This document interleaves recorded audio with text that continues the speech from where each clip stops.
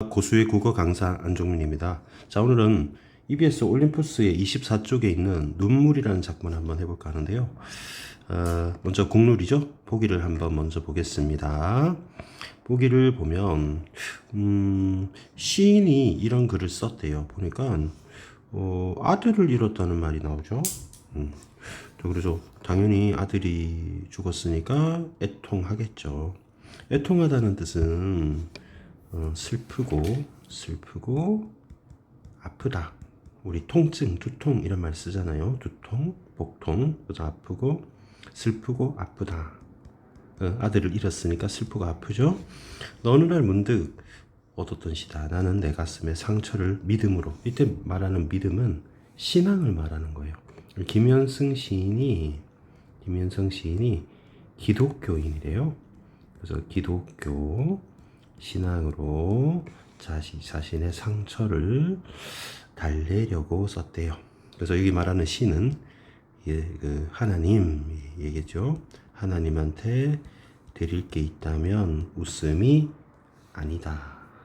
웃음은 변하기 쉬우니까 썩지 않는 것이 있다면 눈물뿐이다. 그래서 제목이 눈물이잖아요. 그래서 이 눈물을 좋아하는 나의 타고난 기질에도 잘 맞는다. 자, 이렇게 보니까 이 시는 창작 동기가 혈육의 죽음이다. 이렇게 볼 수 있겠죠. 혈육의 죽음이 창작의 계기다. 이렇게 말할 수 있겠죠. 자, 그러면 한번 보겠습니다. 덜어는 옥토에 떨어지는 작은 생명이고죠. 옥토는 비옥한 땅이란 뜻이에요. 비옥한 흙에 떨어지는 작은 생명이다. 그럼 이 떨어진다 그랬잖아요. 그럼 눈물이 떨어지죠. 제목이 눈물이니까. 자, 그러면 이 떨어지는 작은 생명, 옥토에 떨어지는 작은 생명. 이거 작은 생명은 눈물을 말하는 거죠. 눈물을. 그래서 이거는 눈물이구나. 그리고 흠도 티도 금가지 않은이라고 했어요. 그러면 이제 흠은 안 좋은 거죠. 흠집, 티끌도 없고 금도 가지 않은. 그러면 이것이 전부 다 부정되니까 긍정적인 거죠. 그러면 한마디로 순수한 나의 전체는 오로지 이뿐이다. 그러면 여기서 말하는 이도 바로 눈물이 되는 거죠. 제목이 눈물이니까 더욱 값진 것으로 드리라 할 때 가장 나중에 지닌 것도 이것뿐. 이것이 바로 또 눈물이 되는 것이죠. 눈물의 의미를 말하는 시입니다. 자, 그러면 가장 값진 것이다.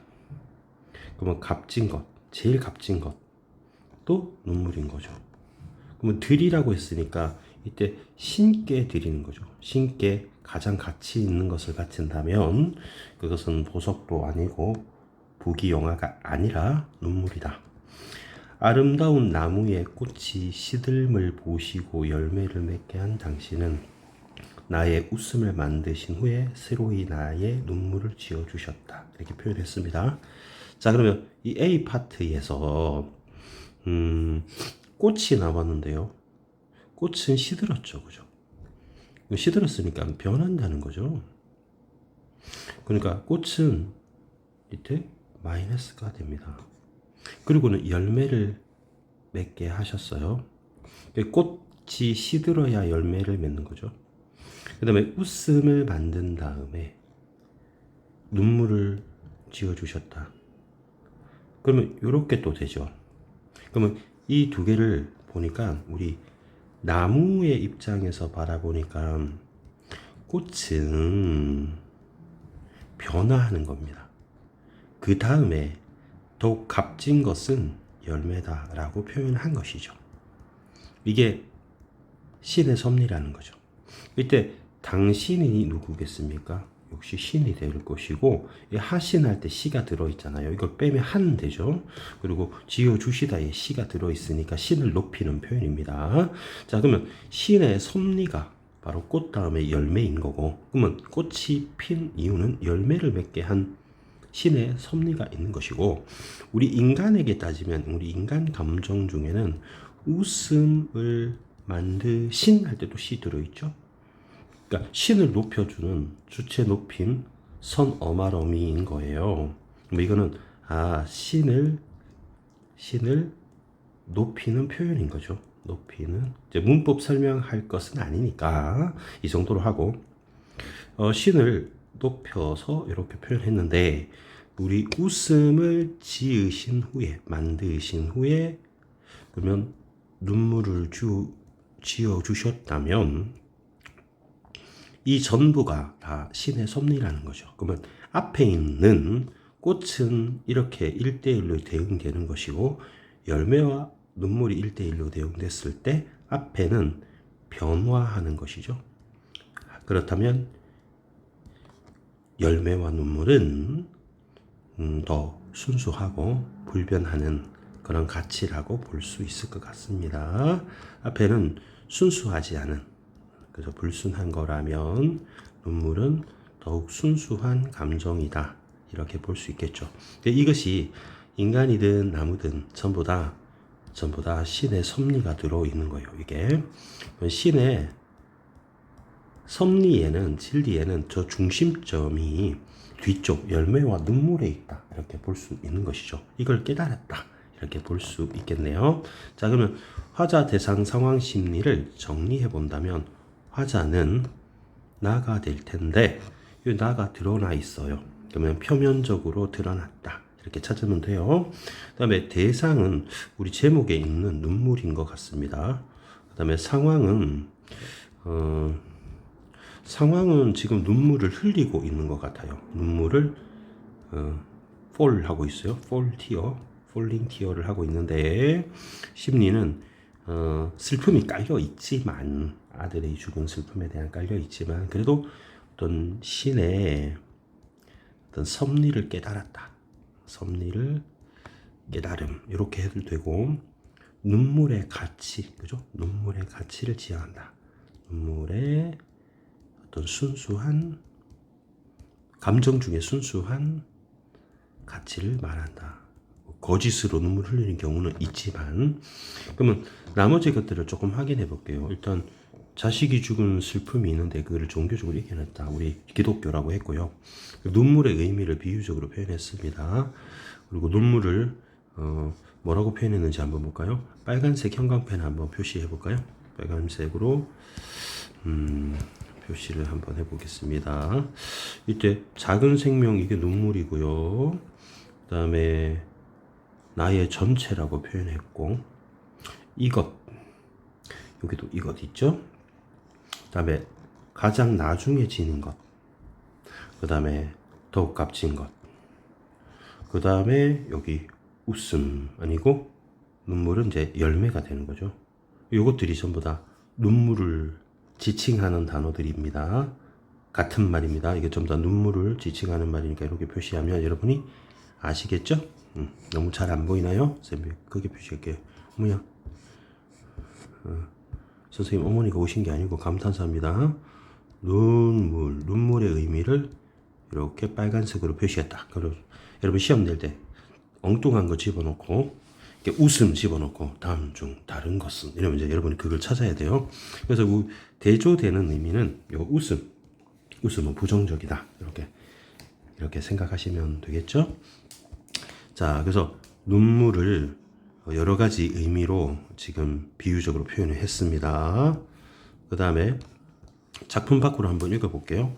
혈육의 죽음은 인간 삶에 중요한 영향을 미치며 삶과 죽음에 대한 새로운 자각을 주기 때문이다. 문학 작품에서 이러한 죽음에 해당되는 다양한 태도가 형성화되어 있는데 종교적으로 극복하고 승화하는 작품이 있는가 하면 절망으로 헤어나지 못하는 드러내기도 한다. 죽은 자에 대한 그림과 죄에 대한 믿음을 나타내는가 하면 여러 가지 있는데 여기서는 이제 종교적으로 승화한다. 요게 이제 요 작품에 해당되는 거죠. 죽음을 종교적으로 승화한다. 자, 그러면 쌤이 주제에다가 심리에다가 좀 하나 더 쓸게요. 그러면 이렇게 혈육의 죽음, 자식이 죽었답니다.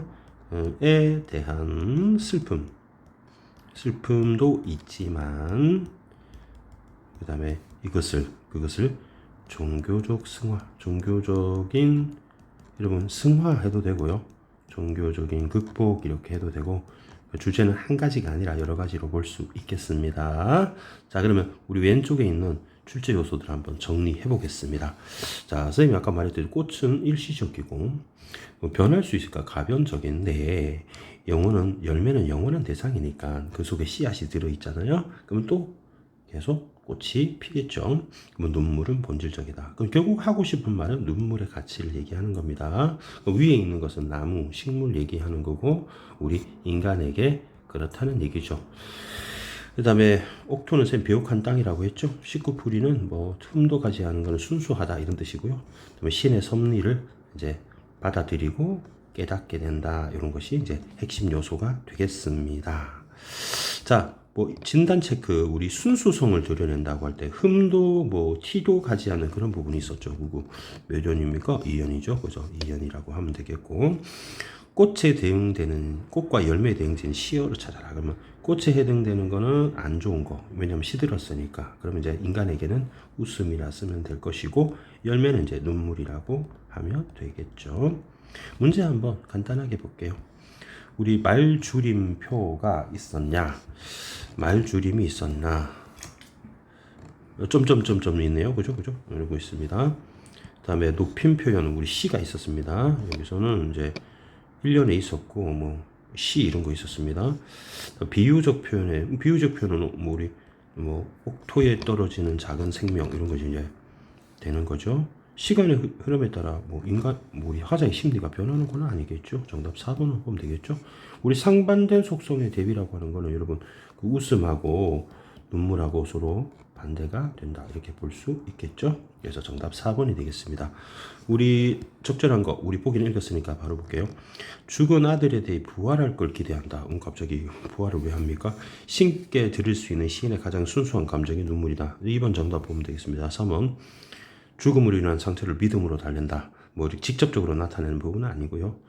뭐 그러면 넘어가도 되겠습니다. 3번 문제. 뭐 적절한 것만 고르래요. 두 개만 고르면 되겠습니다. 꽃과 열매의 관계는 웃음과 열매, 눈물로 대응한다. 꽃은 웃음으로, 열매는 눈물로 대응될 수 있습니다. 그럼 기억이 들어가야 되니까 일단은 3번은 탈락. 꽃과 웃음은 열매와 눈물에 선행한다고 했고요. 선행한다는 거는 먼저 있다는 건데, 그러면 꽃 다음에 열매가 시들어야 꽃이 시들어야 열매를 맺고 웃음을 한 후에 눈물이라고 했잖아요. 한 후에 그래서 후에 그러면 선후가 있죠. 그래서 그러면 얘도 맞는 선지가 되겠죠. 기억하고 니은. 그러면 니은이 들어가야 되니까 2번 탈락. 그다음에 3번에 니은 있고 니은 있네요. 그러면 이제 1번일까 4번일까 5번일까? 그럼 디귿 리을 가지고 판단하면 되겠네요. 꽃과 열매와 달리 웃음과 눈물의 관계는 모든 게 신의 섭리입니다. 꽃과 열매는 신의 섭리가 아닌 건 아니죠. 신의 섭리입니다. 그러면 디귿은 틀렸습니다. 그러면 일단 4번을 이제 소거했습니다. 자, 그러면 리을을 가지고 1번인지 5번인지 판단하면 되겠죠. 열매와 눈물은 꽃과 웃음보다 더 의미 있다. 여러분, 꽃은 시든다고 했고요. 웃음을 만든 후에 눈물을 만들었다고 했으니까 앞에 게 더 중요하다. 그건 맞는 말인 것 같습니다. 그러면 리을까지 해서 정답 5번으로 하면 되겠죠. 자, 감사합니다.